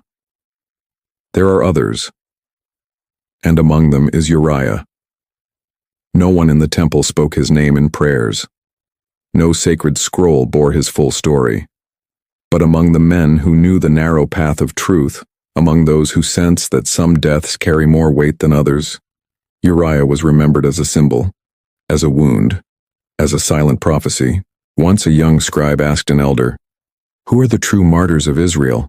"They are the ones who do not defend themselves. They are the ones who obey to the last word. They are the ones who fall without being heard." The boy asked, "And the prophets, the martyrs of faith?" The elder replied, "There is a place for them, but above them are the silent righteous, those who died like Uriah." The echo of these words passed through centuries. The name of the Hittite came to be associated with Nebaioth, with Abel, with the suffering servant described by Isaiah. For Uriah did not die as an enemy. He did not fall from failure. He was killed for loyalty. And that kind of death demands an answer. The rabbis taught that the silent righteous are like hidden incense in the temple, unseen but perfuming the air, and their essence rises straight to the throne. The blood of Uriah spilled far from the city, mixed with the sand of Rabar, was not washed away by rain. It remained as a witness. David knew this. After the confrontation with Nathan, he never again spoke the name openly, but in his psalms, words emerged laden with veiled guilt. "Deliver me from blood guilt, O God, for I know my transgressions." He did not mention Uriah, but he sang with the voice of one who knows the weight of an unjust death. Joab also carried the memory. The general, always practical, always cold, never justified himself. But among his men there was a quiet respect when the Hittite was mentioned. No one dared call it a mistake, but all knew it had been unjust. In some old copies of the war records, an anonymous scribe scribbled a note in the margin of the scroll. He died with honor, silenced with loyalty. Uriah, the one who did not trade his covenant. The note was erased in the next copy, but it survived in the memory of those who read more than letters. Among David's descendants, Uriah's name remained like a fine thread in the genealogies, not as a father, but as a marker of a day that should never have existed, a day when truth was murdered with a royal seal. Some teachers said the Messiah would also come because of the silent ones, that the kingdom would be given to those whose names were erased by men but written in eternity. And if that were true, Uriah did not merely die with honor. He died bearing the kind of justice that builds futures. Bathsheba, in her days of silence in the palace, kept the memory of her first husband alive, not in mourning, but in reverence. The child who died did not bear his name, but the second son would carry a name that bore the favor of God. And behind that favor there was a silent cross embedded in history, the sacrifice of a righteous man. Uriah did not write psalms, did not prophesy in public squares, did not found cities, but his life was a testimony, his death an accusation, his silence a cry. He is among the silent righteous, those whom history tries to forget, but whom heaven never erases. The sentence was cast like a knife thrown to the wind. The sword shall never depart from your house. It did not come from an enemy. It came from a prophet. It was not accompanied by thunder, but by a silence that cut. David heard it but did not respond. He accepted it. But acceptance does not mean forgetfulness. The sword came not through steel, but through division, through violence that sprouts from within, as if the blade had struck the palace floor and split everything around it. The king's sons began to move like loose pieces. Amnon, the firstborn, drew tragedy upon himself. He took his half-sister Tamar with vile desire, with force, and then with disdain. Her cry echoed through the corridors, but no one silenced it. When David found out, he was enraged, but did nothing. Nothing. The sword was already among them, and the king, though strong in the field, was weak at home. Absalom, Tamar's brother, remained silent. For 2 years he kept the poison in his chest. Then he killed Amnon with the same kind of silent sentence that had condemned Uriah without warning, without a chance. A clean strike and fled, not out of cowardice, but because he knew the sword does not forgive those who wield it. It collects always. Meanwhile, David was torn. A king surrounded by victories and defeats. A father surrounded by armed sons. A man with a past buried under stained sand. But blood does not dry where there is no justice. Uriah's, even from afar, even under stone, even unnamed in the Psalms, cried out, not for vengeance but for truth. The external war was ending, but the internal war was beginning. David's house became a minefield. The king's eyes lost their shine. His decisions slowed. Guilt, even when forgiven, remained like a shadow, because forgiveness erases eternal punishment, but not human consequence. The sword would not depart, and he knew it. When Absalom returned, David embraced him, but he did not trust him. When he saw him grow in charisma, in voice and followers, he did nothing until it was too late. Absalom rebelled, took the streets, took the people's hearts, took the throne, and David fled. The king who had ordered Uriah's death was now fleeing from his own son. As he walked through the Kidron Valley, barefoot, weeping, head covered, David was not only thinking of Absalom, he was thinking of everything. Of Tamar, of Amnon, of Uriah, of the lamb in the parable, of the woman on the terrace, of the scroll sealed with betrayal, and of the burden of carrying a sword he himself had drawn against his house. The servants who accompanied him did not speak. Some cried with him, others just marched. But all felt that this flight was not merely political, it was spiritual. It was the result of something ancient, something that began with the fall of a righteous man, and now demanded the throne's price. Absalom was killed by Joab, even against David's orders, hung by his hair, pierced without mercy. When the king heard, he tore his clothes, he wept like never before. Absalom, my son, if only I had died instead of you. But he did not die because the sword does not reap the one who commands it. It wounds those around. It bleeds bonds. Korod is ties kill slowly. David returned to the throne. But he was never the same. The psalm's song, once rising in strength, now came with flaws. There was a missing note in every song, the echo of a life he had taken. Uriah's the warrior who did not shout, who did not betray, who did not retreat, and whose blood, even mixed with sand, never stopped speaking. In the temple, priests offered sacrifices. In the palace, audiences resumed, but in the king's heart, the sword remained. It did not only wound, it reminded. With every gesture, with every lost son, with every sleepless night, it whispered, "You are the man." And that was enough to steal peace. Uriah was dead, his name nearly forgotten, but the justice he embodied, alive in every crack in the kingdom, in every undropped tear, in every silence that screamed within the palace walls. And the sword still remains today between the just and the kings. There was no stone left upon stone. No generation succeeded him. No son inherited his name. When Uriah fell before the walls of rubber, the last hope of a house built among the living fell with him. The Hittites, his distant kin, would call him a martyr if they knew. The Israelites, his fellow swordsmen, would remember him as a brave foreigner, but a passing one. And in the palace, his name became a whisper, a discomforting echo, too troublesome to invoke. Bathsheba wept in silence. She cried like one who knows memory has no place to rest. There was no inheritance, no child to teach Uriah's voice, no bed shared with laughter, only folded clothes. The corners of the house no longer exuding the scent of presence. There was space but no home. There was memory but no continuity. and the woman, now draped in royal robes, carried in her eyes the weight of something she could never speak. Mourning dissolved into the walls like incense that burns but can no longer be seen. Among the mighty, few dared to mention his name, not out of disdain but out of fear. They knew what had happened. They knew who sealed the letter.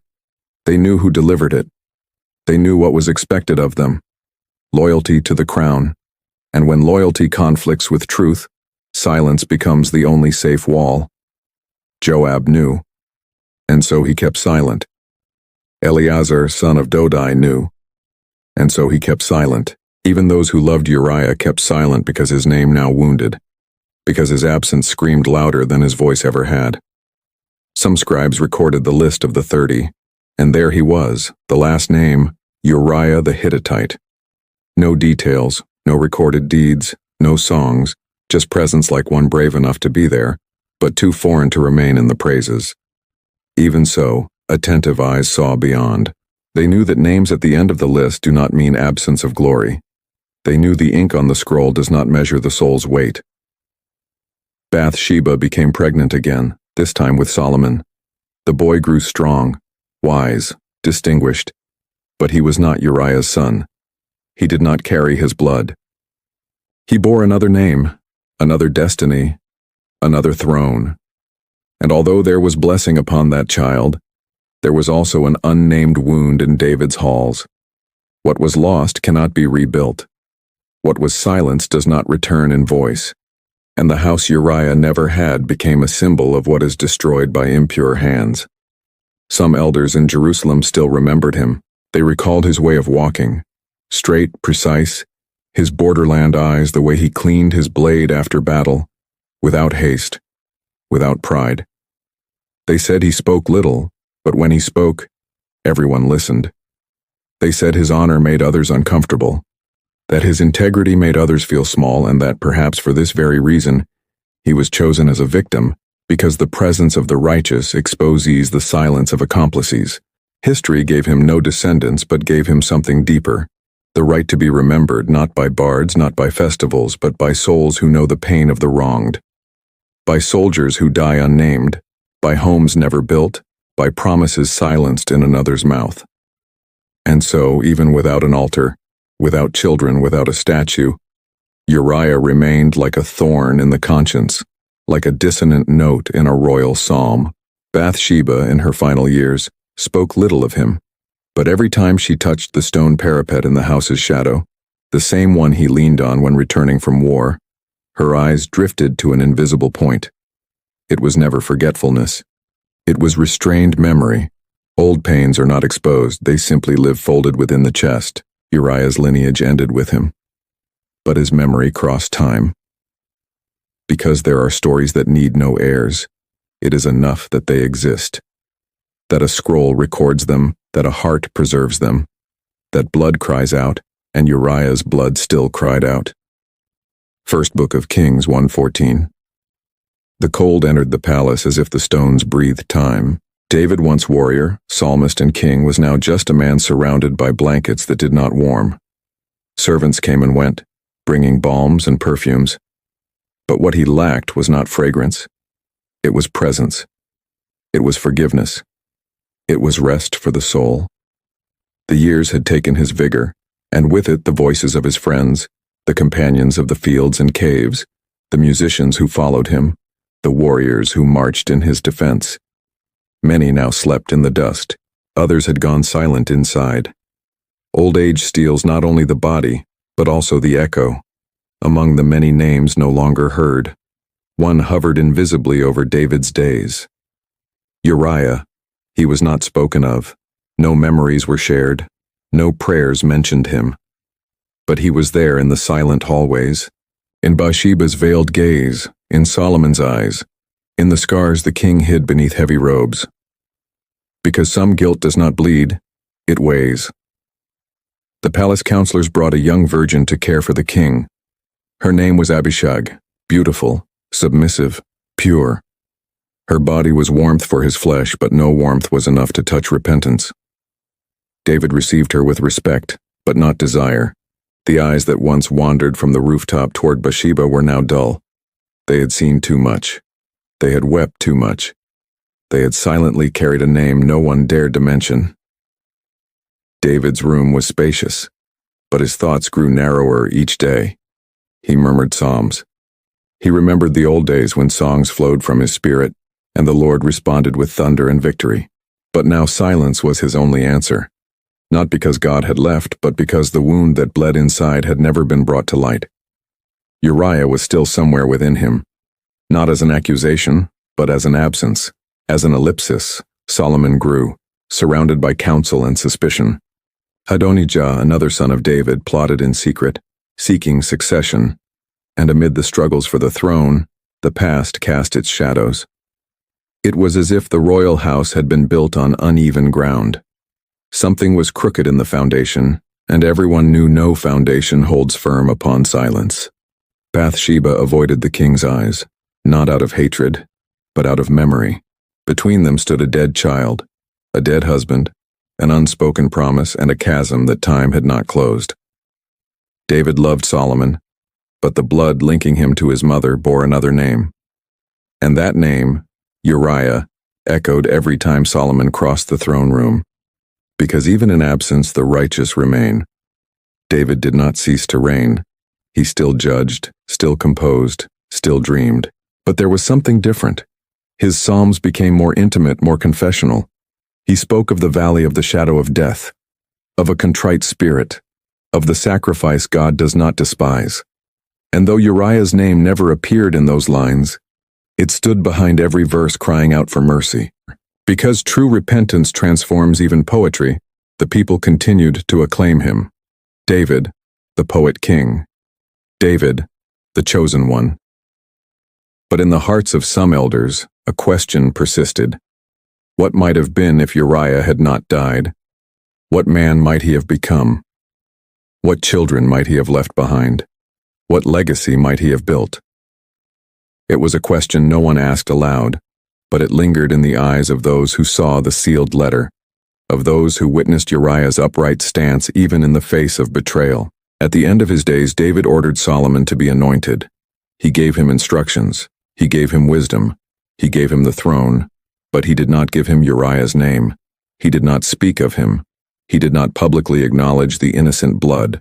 And that was his final punishment. Not the sword, not the chaos among his children, but the silence, the eternal silence, over a man who deserved to be remembered with honor.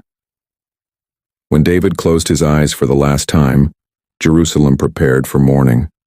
The priests wept, the soldiers marched, the psalmists sang hymns of farewell, but somewhere among the stones of the holy city, Uriah's blood still cried out because some deaths become seeds, and some memories time does not erase, only covers with fine dust. And even if the king no longer had strength to say his name, heaven never forgot it. If something in this video resonated with you, consider supporting this project with a like, subscription, and share. Small gestures, great echoes. Let's continue where we left off. Matthew 1:6. She was a queen, mother of the heir, wife of the king. But Scripture, austere as a sharp sword, does not call her Bathsheba, wife of David. No, the sacred text seals her with a title no palace could erase, the wife of Uriah. In a genealogy destined for the Messiah, where names are recorded with regal precision, Matthew writes, David begot Solomon by her who had been the wife of Uriah. One verse, one wound, a testimony that time did not silence. Bathsheba walked barefoot through the royal corridors, not out of forced humility but remembrance. The stones of the floor still held the warmth of the day she learned of the death, still echoed the murmurs of the messengers, still ached under the memory of a womb that had carried two sons, one who did not live, the other who would reign, but neither was born of honor. And she knew that among the servants no one dared say the name Uriah.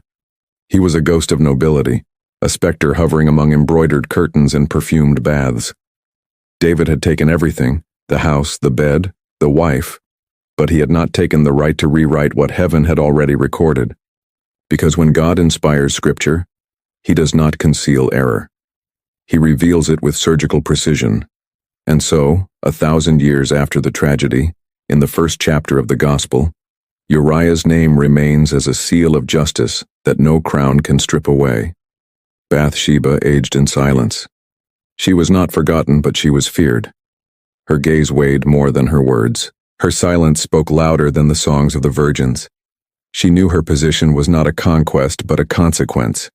She knew her motherhood had been marked by loss, guilt, and providence. And even as the mother of Solomon, the wise king, the title that followed her was another one that recalled the beginning of it all. One that screamed she once belonged to another. This is not just a phrase, it is justice. The Bible in its sacred bluntness preserves the dignity of the dead.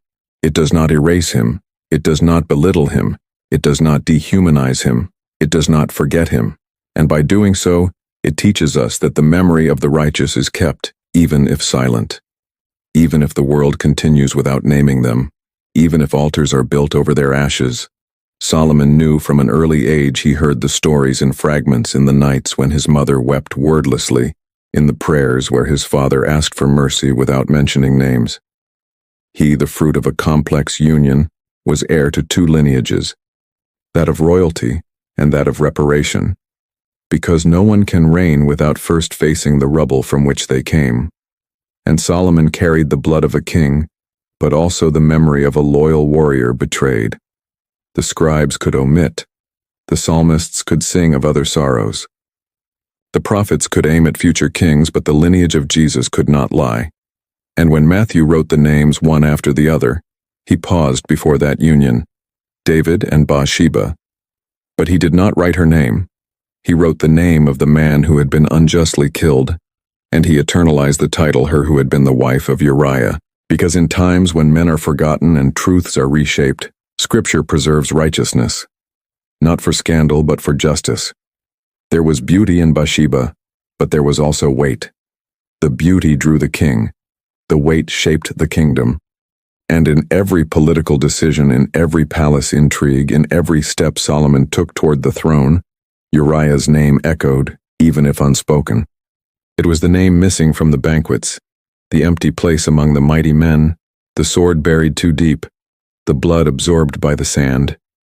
She knew even with crowns, even with purple, even with titles, nothing erased that she was the wife of Uriah. And perhaps that is why the Spirit allowed her to be remembered that way, because sometimes the only way to honor the righteous dead is to deny comfort to the living oppressor. David was forgiven. Grace reached him. But grace is not forgetfulness. Grace is restored truth. And the truth said that that woman once belonged to a man named Uriah, a foreigner, a warrior, a righteous man, and it is his name, not hers, that remains engraved in the genealogy of Christ. There are cries that never passed the lips, but wound the heavens, voices the world never hears, yet they echo in the courts of the Most High, louder than the trumpets of kings. Uriah did not cry out when he fell. There was no outcry on the walls of rubber, no mourning in Joab's corridors, but the silence surrounding his death screamed, a scream of purity known only to the innocent. And that invisible cry never ceased. In the Midrash on Psalm 94 it is written, "O God of vengeance, reveal yourself," as if the words were a collective outcry for all the forgotten righteous ones. Uriah is one of them, a name among the 30 mighty men, yet also among the many who never sought fame, who had no children to tell their stories, who left no letters or legacies, only faithfulness. And even that they tried to erase. But faithfulness has a troublesome trait. It endures time. It troubles empires. It bleeds, but it does not die. And when the blood of a righteous man falls unjustly, the judgment of God is stirred, not by blind rage, but by the absolute righteousness that upholds the universe. The invisible cry of Uriah was not vengeance, it was justice in the form of memory, a cry that shaped centuries, that moved the prophet Nathan, that stained David's crown, that wrote a genealogy where the guilty were mentioned, but the innocent exalted. This is not about one man alone. Uriah is a name among many. He is Neaboth, killed for not giving up his vineyard. He is Abel, whose offering was accepted but whose life was taken out of envy. He is the persecuted prophets, the the silenced servants, the anonymous martyrs. Uriah's cry is their cry, a silent chorus rising to heaven with strength enough to tear veils, stop armies, and move divine justice. Men forgot. The scribes did not record his last breaths. The court remained silent. But heaven wrote it down, and when judgment began to manifest in David's house, incest, rebellion, division, grief, nothing seemed arbitrary. The sword that would never depart was not an impulsive punishment, it was consequence. The death of a righteous man never occurs in a vacuum, and if there is anything more feared than the fury of armies, it is the silence of those who suffered righteously. Uriah's silence was more disturbing than protest because he did not curse, he did not rebel, he did not doubt. He simply stood. And for that, his blood has a voice that does not demand vengeance, but restoration. A voice that does not cry for punishment, but for truth. A voice that God hears always. Bathsheba knew. She felt the echo of that cry in her core. The mourning was not just for a husband, but for a violated story. Nathan felt it as he told the parable of the lamb. The people may not have known the details, but something in the royal decline left a bitter taste. Something had been done. Someone was forgotten. But God did not forget. The Midrash Tolim portrays God as a hidden judge who rises at the right time. It is not haste. It is precision. When Uriah fell, heaven did not retaliate immediately, but it recorded it.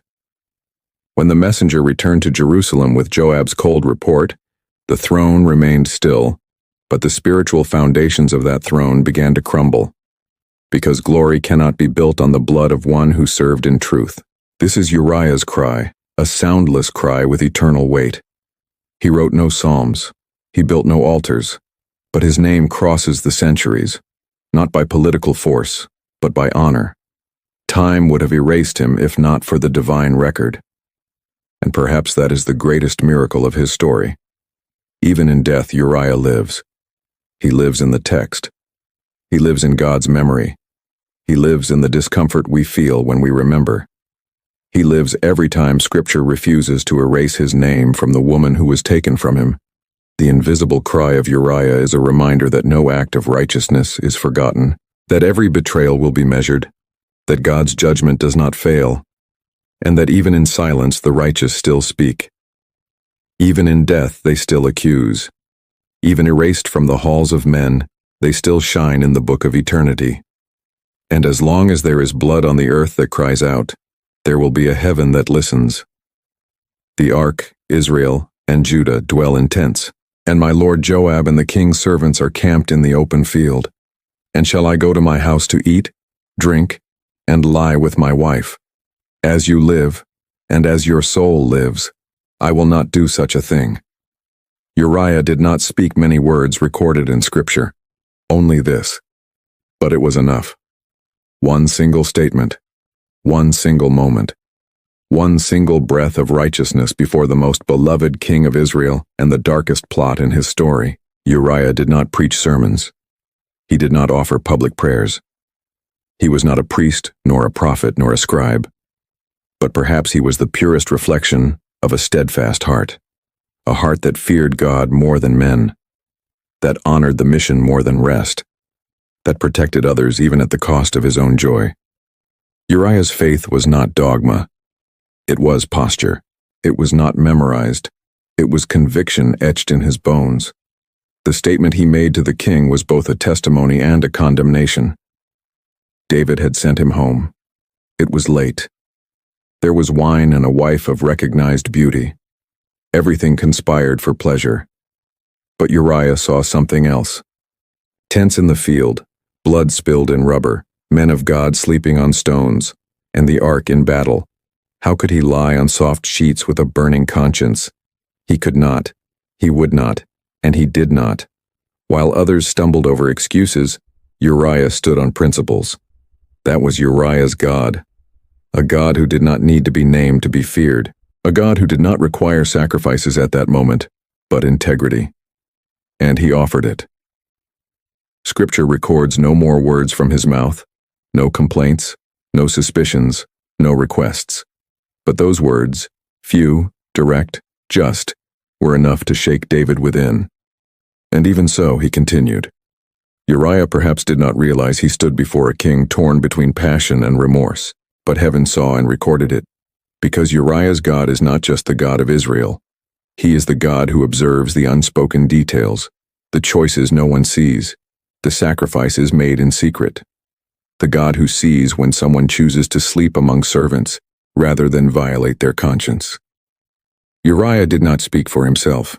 His life was his speech, and in it his faith was alive. A faith that resisted easy honor, that rejected indulgence, that chose the tent over the bed, discipline over indulgence, the invisible over immediate pleasure.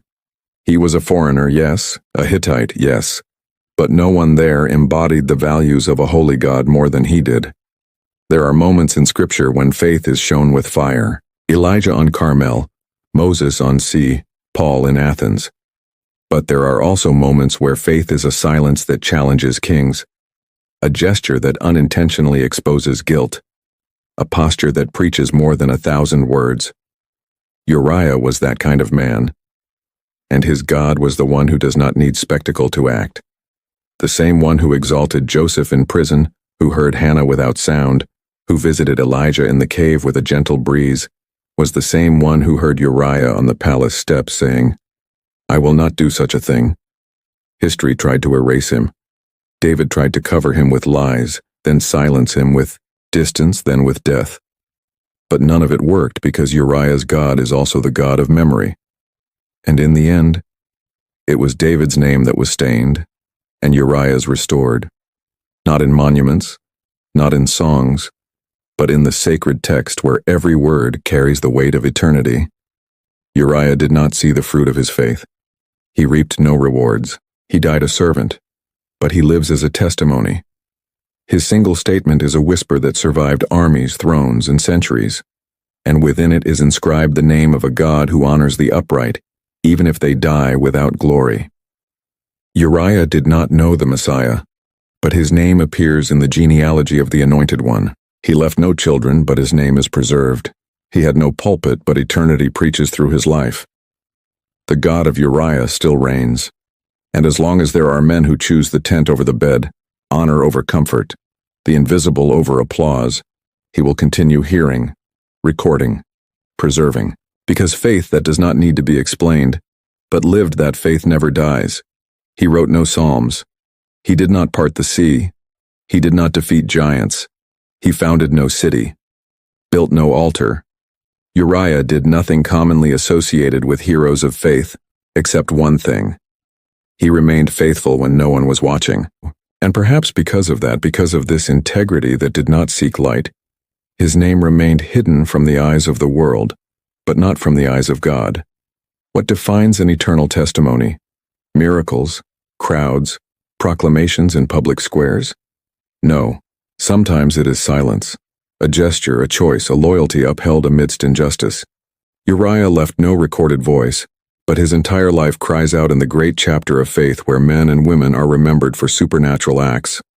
There is a line that echoes like a hammer on stone. Men of whom the world was not worthy. Uriah is one of them. Not because he conquered kingdoms, but because he refused the shortcuts of the heart. Not because he escaped death, but because he faced it without corrupting his soul. In the world of flawed kings and stained palaces, he was the silent tent where God dwelled.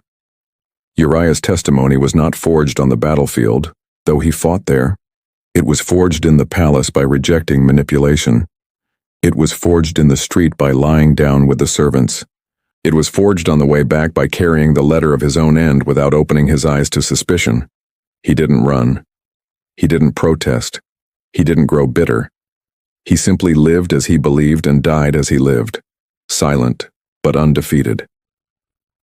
The Bible is filled with voices that proclaim divine glory, but heaven also bows to those who didn't need to speak to prove their faithfulness, like Abel, whose offering still speaks, like Joseph, whose chastity shouted louder than the accusations, like Stephen, whose forgiveness shone among the stones, like the Lamb himself, who before his shearers was silent.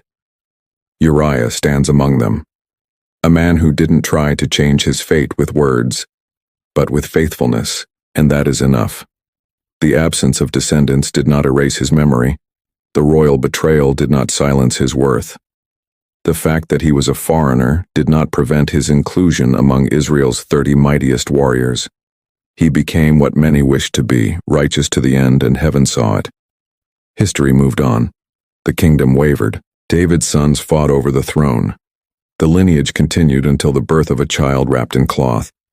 But in every sacred scroll, when Bathsheba's name was mentioned, she was called the wife of Uriah because his testimony survived the attempt to erase it. Uriah is a reminder that silence can be a cry, that death can be a protest, that faithfulness does not need an audience to have eternal value. He never stood behind a pulpit, but preached with his life. Never wrote a letter, yet carries one of the strongest messages in Scripture. Never complained about his fate, but left unknowingly the condemnation of a king after God's own heart. Because Uriah's God is also the God of justice. And when the righteous are silenced, he himself speaks for them. Some testimonies are built with words, others are built with tears. Uriah's was made with choices that no one celebrated while he lived, but which heaven acknowledged because it is not the world that determines the worth of a life. It is God. And to him, Uriah was worth more than 1,000 speeches. His absence was presence. His death was a sentence. His loyalty eternity. Thus ends his story, without a known grave, without a statue, without descendants, but with a legacy that crosses pages and ages. A legacy made of silence, blood, and faithfulness. Uriah the Hittite, the valiant, the servant, the wronged husband, the faithful warrior, the man of one message and of one faith. The world was not worthy of him, and perhaps that is why heaven took him. The spear pierced Uriah's body like the inevitable fulfillment of a decree never spoken aloud. There was no cry, no witness to say, "It was me." The wall of rubber remained silent. The archers didn't stop. The ground merely absorbed the blood like sand, long awaiting justice, and the weapon that pierced the righteous vanished. It had no name, no owner, because there are betrayals that to endure must remain faceless.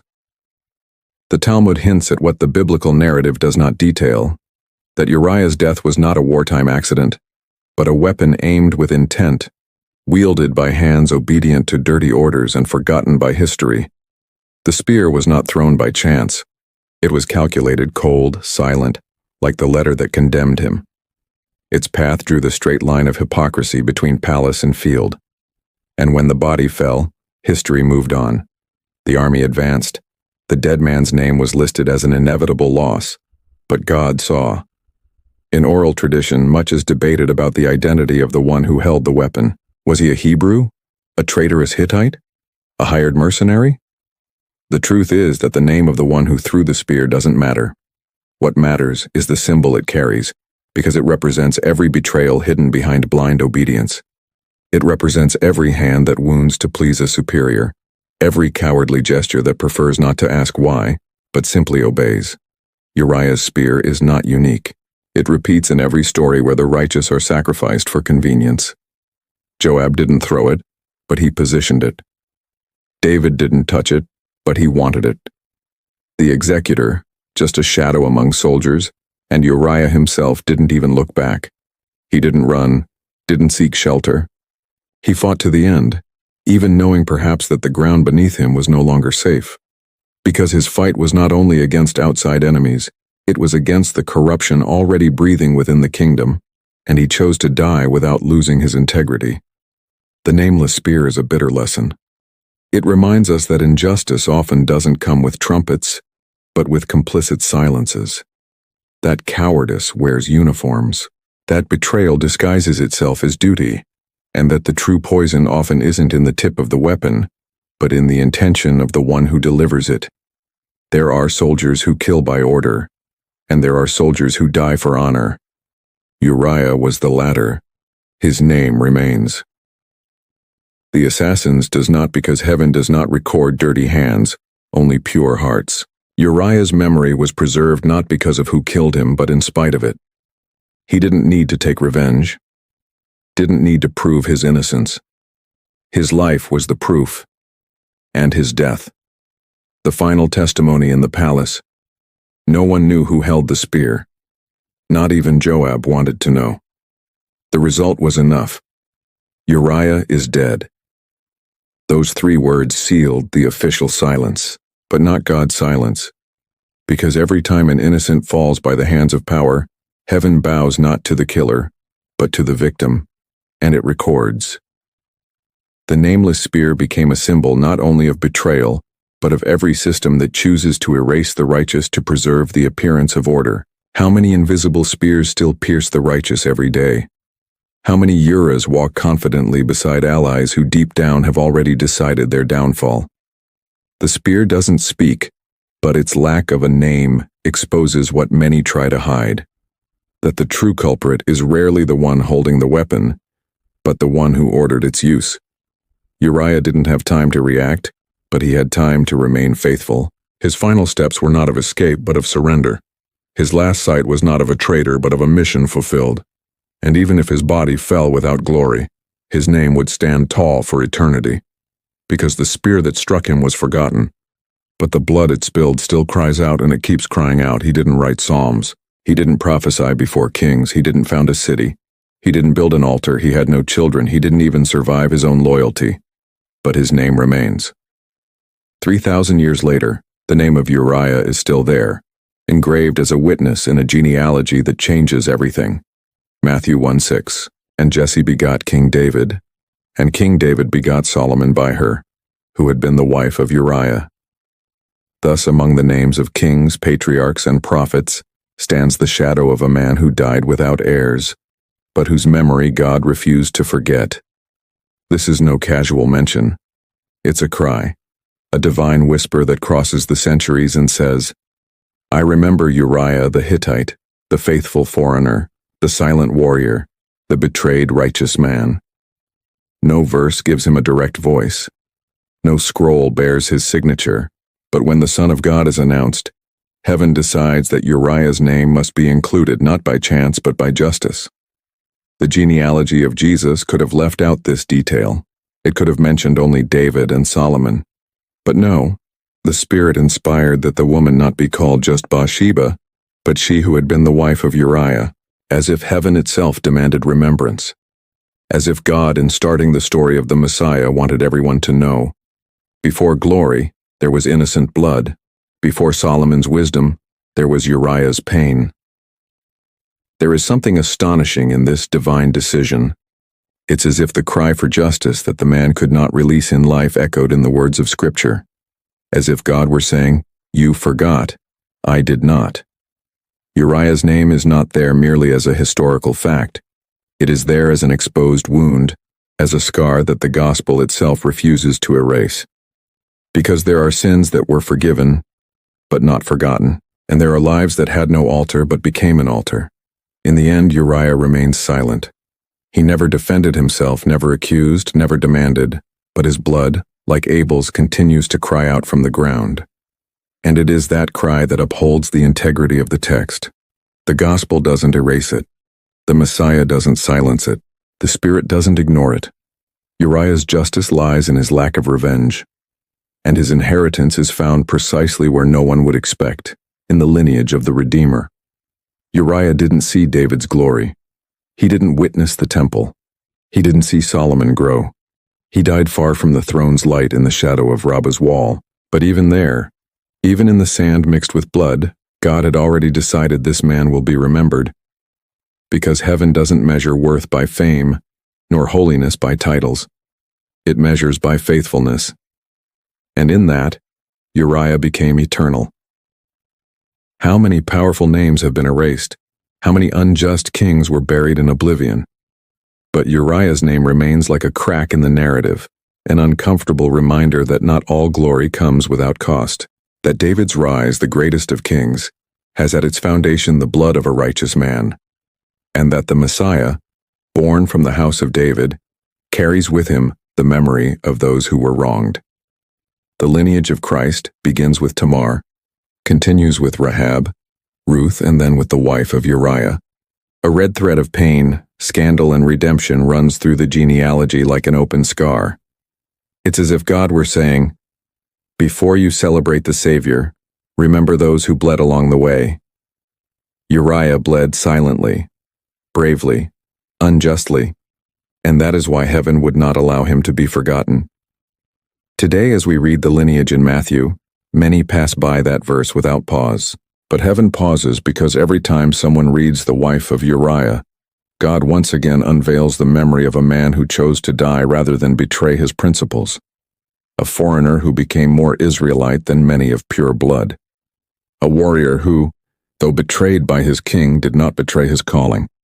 Uriah's story ends without words, but not without a voice, because his life became the most silent and powerful sermon on honor recorded in the Old Testament, and his death, a constant reminder that God does not measure as men do. We don't know where he is buried. There was no marked tomb, but there is a memorial in Matthew and another more eternal in the heart of the one who reigns forever, the Lamb who carries in his lineage the name of a man who asked for nothing but gave everything. Uriah still lives. Other hidden stories are already waiting for you on screen. Click now and dive even deeper into the forgotten mysteries of the Scriptures. Thank you for walking with us this far. May this journey have spoken to your heart. We'll meet again in the next chapter. Until then.